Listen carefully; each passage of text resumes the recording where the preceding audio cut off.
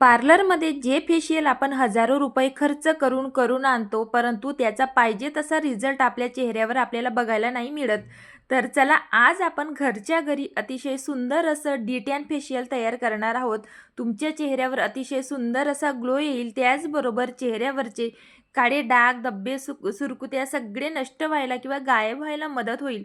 तर चला आजचं हे फेशियल डी-टॅन फेशियल किंवा उपटन फेशियल कशा पद्धतीने तयार करायचं ते या ठिकाणी स्टेप बाय स्टेप नक्की फॉलो करा. तर या ठिकाणी सुरुवातीला आपल्याला लागणार आहे ते म्हणजे बेसन पीठ. तर यामध्ये जेवढे देखील इन्ग्रेडियंट आपण यूज करतोय ते सगळे नॅचरल पद्धतीचे आहेत किंवा नैसर्गिकरित्या आज आपण हे उपटन फेशियल तयार करणार आहोत.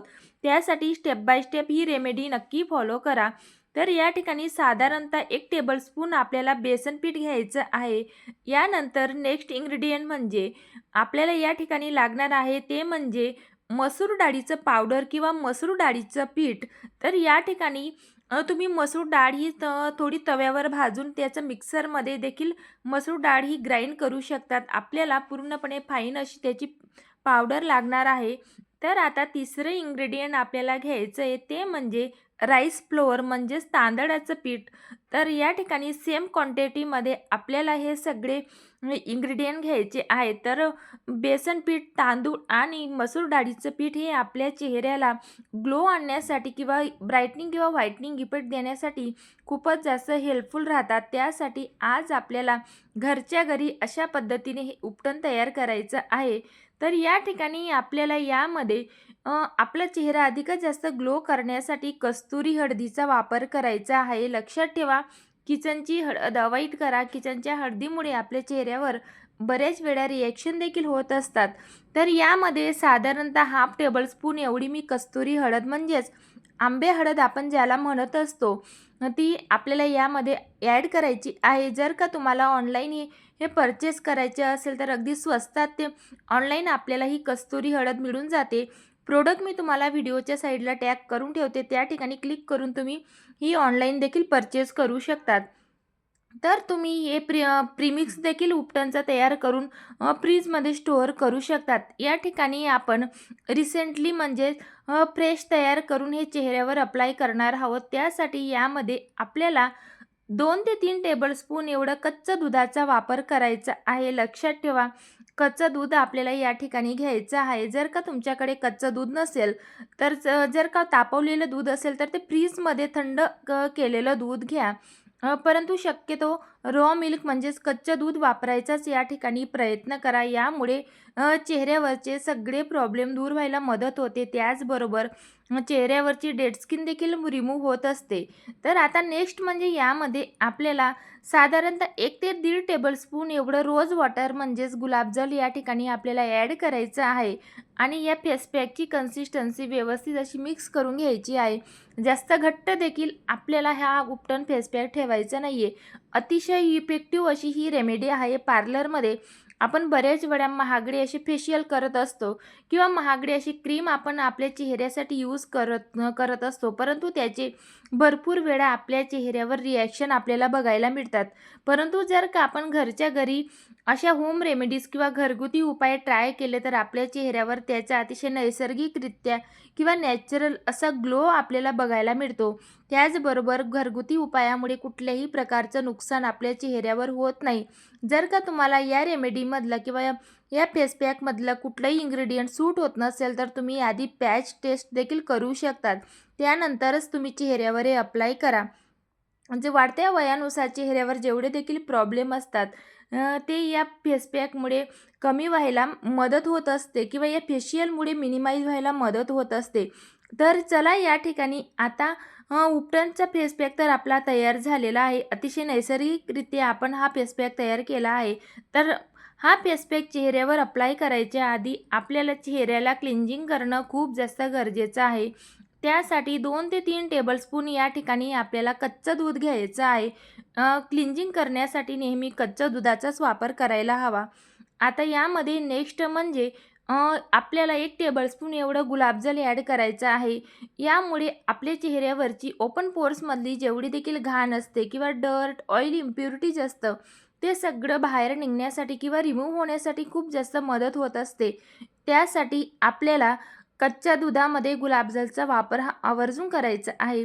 तर चला या ठिकाणी चेहऱ्याला क्लिन्झिंग करायच्या आधी चेहरा हा स्वच्छ वॉश करून घेणं खूप जास्त गरजेचं आहे. कुठलीही होम रेमेडी चेहऱ्यावर अप्लाय करायच्या आधी चेहरा स्वच्छ धुणं खूप महत्त्वाचं असतं. कुठल्याही प्रकारचं कॉस्मेटिक चेहऱ्यावर नको असायला. तर या ठिकाणी एका स्पंजच्या साहाय्याने किंवा कापसाच्या साहाय्याने तुम्ही चेहऱ्यावर हे क्लिन्झिंग अप्लाय करू शकतात. पूर्ण चेहऱ्याला आपल्याला सर्क्युलर मोशनमध्ये किंवा हलक्या हाताने आपल्याला पूर्ण चेहऱ्यावरचे ही घाण रिमूव्ह करून घ्यायची आहे किंवा जेवढी देखील डर्ट, ऑइल असेल आपल्या चेहऱ्यावर ते या क्लिन्झरमुळे पूर्णतः रिमूव्ह होत असतं. तर स्पंजच्या साहाय्याने मी या ठिकाणी 1 ते 2 मिनिटासाठी पूर्ण चेहऱ्याला क्लिन्झिंग अप्लाय करते. तर आपल्याला क्लिन्झरमध्ये हा स्पंज डिप करायचा आहे आणि त्याच्यातलं एक्सेस जे दूध असेल किंवा आपण जे क्लिन्झर तयार केलेलं आहे ते थोडं पिळून घ्यायचं आहे. त्यानंतर आपण चेहऱ्यावर हे अप्लाय करणार आहोत. तर बघू शकताय तुम्ही जेवढी देखील एक्स्ट्राची घाण होती चेहऱ्यावरची ती सगळी या ठिकाणी रिमूव्ह होते. तर पूर्णतः आपल्या चेहऱ्यावरचे ओपन पोर्समधली जी घाण असते किंवा कुठलं कॉस्मेटिक आपल्या चेहऱ्यावर राहिलं असेल, क्रीम राहिली असेल, ती देखील या प्रोसेसमुळे रिमूव्ह होत असते. तर मेकअप रिमूव्ह करण्यासाठी देखील तुम्ही या क्लिन्झरचा वापर करू शकतात. खूपच जास्त इफेक्टिव्ह असं आहे. तर या ठिकाणी बघू शकताय पूर्ण चेहऱ्यावरची डर्ट, ऑइल, इम्प्युरिटीज रिमूव्ह झालेली आहे. आता यानंतर आपला चेहरा आपल्याला वॉश करायचा नाही आपण डायरेक्टली यावर उपटनचा फेस मास्क हा अप्लाय करणार आहोत आणि फेस पॅक हा कशा पद्धतीने अप्लाय करायचा ते देखील नक्की स्टेप बाय स्टेप या ठिकाणी बघा. तर आपल्याला फेस पॅक हा चेहऱ्यावर अप्लाय केल्यानंतर तसाच ठेवायचा नाही आहे. पूर्ण चेहऱ्याला आधी सर्क्युलर मोशनमध्ये आपल्याला हा फेस पॅक अप्लाय करून घ्यायचा आहे. त्यानंतर आपल्याला 2 ते 3 मिनिटासाठी हलक्या हाताने चेहऱ्याला मसाज करायची आहे. कारण आपण यामध्ये मसूर डाळीचं पावडर, बेसन पीठ आणि तांदळाचं पीठ ॲड केलेलं आहे. तर यामध्ये तांदळाच्या पिठामध्ये आणि मसूर डाळीच्या पिठामध्ये बारीक असे स्मॉल पार्टिकल्स असतात किंवा बारीक दाणे असतात, जे की आपल्या चेहऱ्याला नॅचरल एक्सफोलिएशन करत असतात किंवा नॅचरल स्क्रबिंगचे काम ते करत असतात आणि बेसन पिठामध्ये क्लिन्झर प्रॉपर्टीची भरपूर जास्त प्रमाणात असते, जे की आपल्या चेहऱ्याला नॅचरल क्लिन्झर करायचं काम किंवा क्लीन करायचं काम हे बेसन पीठ करत असतं. तर हलक्या हाताने आपल्याला पूर्ण चेहऱ्याला मसाज करायची आहे. यामुळे काय होईल की आपल्या चेहऱ्यावरची जेवढी देखील डेड स्किन असेल ती सगळी या प्रोसेसमुळे रिमूव्ह होत असते. त्याचबरोबर जर का तुमच्या चेहऱ्यावर काळे डाग, धब्बे असतील किंवा वांगाचे डाग असतील ते देखील मिनिमाइज व्हायला किंवा कमी व्हायला या फेस पॅकमुळे किंवा या फेशियलमुळे मदत होत असते. आठवड्यातनं 2 वेळा तुम्ही चेहऱ्याला हा फेस पॅक नक्की अप्लाय करा. शक्यतो रात्री झोपेच्या आधी तुम्ही हा फेस पॅक चेहऱ्याला लावा. तुम्हाला सकाळी तुमच्या चेहऱ्यावर खूप जास्त इन्स्टंट ग्लो बघायला मिळेल. कारण रात्री झोपेच्या आधी जर का आपण कुठली होम रेमेडी केली, तर रात्रभर झोपेमध्ये आपल्या चेहऱ्यावर त्याचं जे काम असतं किंवा कुठलीही रेमेडी आपण चेहऱ्यावर अप्लाय केलेली असते, त्याची प्रोसेस देखील खूप चांगल्या प्रकारे होते. पूर्ण आपल्या चेहऱ्यावरचं स्किन जी आहे ती ॲक्टिव्ह राहत असते. त्यामुळे झोपेच्या आधी स्किन केअर करणं किंवा कुठलाही फेस पॅक अप्लाय करणं हे तेवढंच जास्त उत्तम असतं. तर या ठिकाणी 2 ते 3 मिनिटासाठी चेहऱ्याला फेस पॅक अप्लाय झाल्यानंतर किंवा मसाज झाल्यानंतर परत आपल्याला सेकंड लेयर चेहऱ्यावर फेस पॅकची अप्लाय करायची आहे. ही प्रोसेस खूप जास्त महत्त्वाची असते.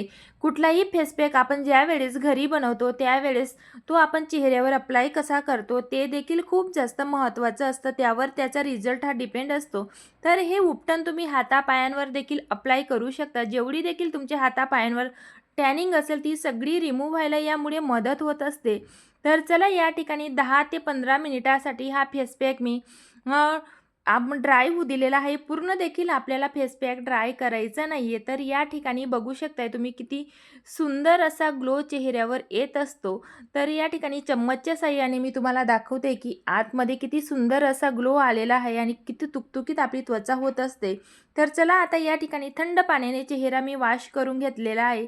तर रिझल्ट तुमच्या समोर आहे. किती सुंदर ग्लो किंवा मॅजिकल ग्लो तुम्ही याला म्हणू शकतात. नक्की तुम्ही अशा प्रकारे हे फेशियल करून बघा. तुम्ही पार्लरचं फेशियल विसरणार एवढं जास्त इफेक्टिव्ह हे फेशियल आहे.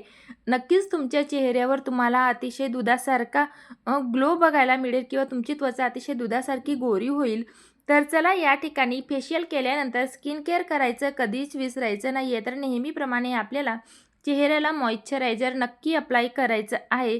कारण यामुळे आपल्या चेहऱ्यावरचे जे पोर्स ओपन झालेले असतात, स्क्रब केल्यामुळे किंवा फेस पॅक अप्लाय केल्यामुळे ते मिनिमाइज व्हायला मदत होत असते किंवा आपल्या चेहऱ्यावरचा जो ग्लो असतो तो लॉक व्हायला देखील मदत होत असते.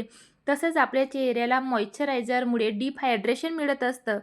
त्याचबरोबर आपली चेहऱ्याची त्वचा ही नेहमी तुकतुकीत राहते आणि सुरकुत्या वाढत्या वयानुसार पडायचे चान्सेस हे खूप जास्त कमी होतात. तर मॉइश्चरायझर अप्लाय झाल्यानंतर 2 ते 3 मिनिटासाठी तरी चेहऱ्याला मसाज द्या.